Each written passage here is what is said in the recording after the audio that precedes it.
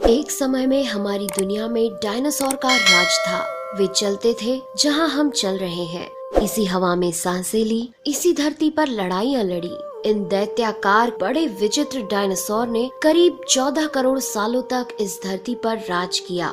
इन dinosaur की कई हजार प्रजातियां थी। इनमें से कुछ शाकाहारी थे, कुछ मांसाहारी, तो कुछ डायनासोर बहुत ही शांत स्वभाव के थे। वहीं कुछ डायनासोर बहुत ही हिंसक और खतरनाक थे। ये उस समय के सबसे सफल जीव थे। लेकिन फिर अचानक ऐसा क्या हुआ? आखिर वह कौन सी घटना थी जिसने इनका नामो निशान ही मिटा दिया?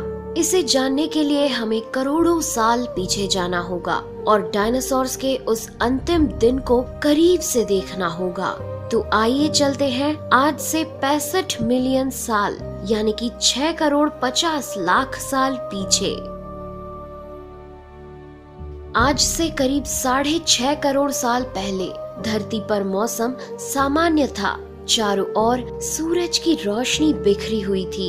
लंबे लंबे पेड़ों से टकराती समुद्र की ठंडी हवाएं और चारों तरफ डायनासोर के चिल्लाने चिंघाड़ने की आवाजें। जब ये सारी डायनासोर प्रजाति बड़े ही आराम से धरती पर अपना जीवन बिता रही थी, तब 10 करोड़ साल पहले ही इनकी किस्मत लिखी जा चुकी थी। 10 करोड़ साल पहले एक छोटा एस्ट्रॉयड का टुकड़ा जो सुदूर अंतरिक्ष से आ रहा था, वह पृथ्वी से लगभग 20 करोड़ मील दूर मंगल और बृहस्पति के बीच बने क्षुद्र ग्रह बेल्ट में घूम रहे एक बड़े एस्ट्रॉयड से जा टकराता है। इस टकराव से उस बड़े एस्ट्रॉयड की दिशा बदल जाती है और वह क्षुद्र ग्रह बेल्ट से निकलकर सीधे पृथ्वी की ओर 22,000 मील प्रति घंटे की रफ्तार से बढ़ने लगता है। जब यह एस्ट्रॉयड पृथ्वी से 3,84,000 किलोमीटर की दूरी पर था, तब धरती से शायद डायनासोर का अंत ना होता यदि यह एस्ट्रॉयड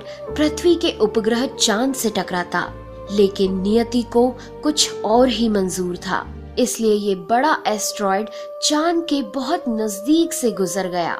40 किलोमीटर के व्यास वाला 2 ट्रिलियन मेट्रिक टन का ये एस्ट्रॉयड प्रत्येक सेकंड के साथ साथ धरती के करीब बढ़ता जा रहा था। ये एस्ट्रॉयड जब पृथ्वी के वातावरण के संपर्क में आया तो इसकी रफ्तार एकाएक 70,000 किलोमीटर प्रति घंटा हो गई। पृथ्वी के वायुमंडल में घुसते ही घर्षण की वजह से ये एक भयानक आग के गोले में बदल गया। ये इतनी रफ्तार से धरती की ओर बढ़ रहा था कि सिर्फ 4 मिनट में इसने अटलांटिक ओशियन को पार कर लिया। इसकी चमक इतनी अधिक थी कि धरती पर टकराने से पहले ही हजारों जीव आग के इस दहकते गोले को देखकर पूरी तरह अंधे हो चुके थे। ये जीव उस उल्का को देख नहीं पा रहे थे, लेकिन वह उसकी भयानक गर्मी को महसूस कर रहे थे। कुछ ही क्षण में ये एस्ट्रॉयड मेक्सिको की खाड़ी के पास जमीन से टकराता है और लगभग 35,000 डिग्री सेल्सियस की ऊर्जा वाला एक भयंकर विस्फोट होता है। इस टकराव का विस्फोट लगभग 10 हाइड्रोजन बम के विस्फोट के बराबर था। ये विस्फोट इतना शक्तिशाली था कि इसके टकराते ही धरती की लाखों टन धातु अंतरिक्ष में चली गई। टकराव वाली जगह पर 180 किलोमीटर चौड़ा और 20 किलोमीटर गहरा गड्ढा बन गया। विस्फोट के कारण इस गड्ढे का सारा मेटल और पत्थर आसमान में धूल के बड़े बादल में बदल गए।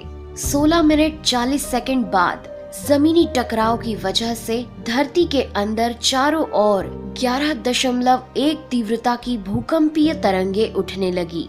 इस वजह से समुद्र में विशालकाय लहरों का निर्माण हुआ और एक के बाद एक सुनामी की लहरें चारों तरफ बढ़ने लगी। भूकंपीय तरंगों ने सभी सक्रिय ज्वालामुखियों को दहका दिया, जिसके कारण जगह जगह डायनासोर का विनाश शुरू हो गया। धरती के महाविनाश की प्रक्रिया आरंभ हो चुकी थी। इस भयानक विस्फोट में रेडिएशन की मात्रा इतनी बढ़ गई कि इसके 800 किलोमीटर के दायरे में आने वाले सभी जीव जलकर पूरी तरह राख के ढेर में बदल गए थे। इस महाविनाश में उड़ने वाले डायनासोर इन जमीनी खतरों से तो बच निकले, लेकिन ये तो महाप्रलय की बस शुरुआत मात्र थी। विस्फोट की वजह से जो लाखों टन मेटल, पत्थर और धूल अंतरिक्ष में गया था, वह ग्रेविटेशनल पुल के कारण ठीक 40 मिनट बाद आग के गोले के रूप में पूरी धरती पर बरसने लगे। साथ ही धूल का एक बहुत बड़ा तूफान 6000 किलोमीटर प्रति घंटे की रफ्तार से पृथ्वी के दूसरी तरफ मौत लेकर आ रहा था। ये धूल के बादल कई किलोमीटर मोटे थे, जिसकी वजह से धरती पर सूरज की रोशनी का पहुंच पाना असंभव हो गया।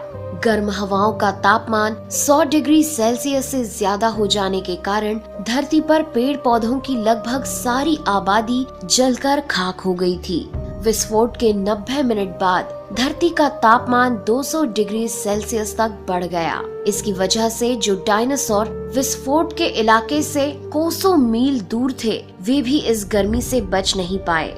इस महाप्रलय से धरती की कुल 90% प्रजाति पूरी तरह खत्म हो गई थी और जो 10% जीव धरती पर बच गए थे, उनमें से भी सिर्फ वही जीव जिंदा रह सके जिनका वजन 30 किलोग्राम से कम था। इसका कारण ये था कि इस महाप्रलय में लाखों की संख्या में जीव मारे जा चुके थे और पेड़ पौधों की सारी आबादी भी जलकर राख हो चुकी थी, जिसके चलते यहाँ जो बड़े और विशालकाय जीव जीवित बच गए थे, उन्हें भरपूर मात्रा में खाना पीना ना मिल सका। लेकिन ये महाप्रलय किसी अन्य जीव के लिए फायदेमंद साबित होने वाला था। धरती पर डायनासोर का अंत एक छोटी प्रजाति के लिए सुनहरा अवसर लेकर आया और वह प्रजाति थी मैमल्स की। मैमल्स क्या थे, कैसे बच गए महाप्रलय से? डायनासोर के अंत के बाद इंसान कैसे और कहां से आए, ये जानेंगे हम अगले एपिसोड में। यदि आप चाहते हैं कि हम अगला वीडियो जल्द से जल्द बनाएं, तो इस वीडियो पर 2000 लाइक्स जरूर दीजिए और हमारे चैनल को सब्सक्राइब कर हमारा सपोर्ट जरूर करिए। यदि आप नए हैं तो इस चैनल पर हमारे बाकी वीडियो भी जरूर विजिट करें। साथ ही सब्सक्राइब कर नोटिफिकेशन बेल आइकन को भी जरूर दबाएं। मिलते हैं अगले एपिसोड में, तब तक के लिए नेहा आगरकर को दे इजाजत। नमस्कार।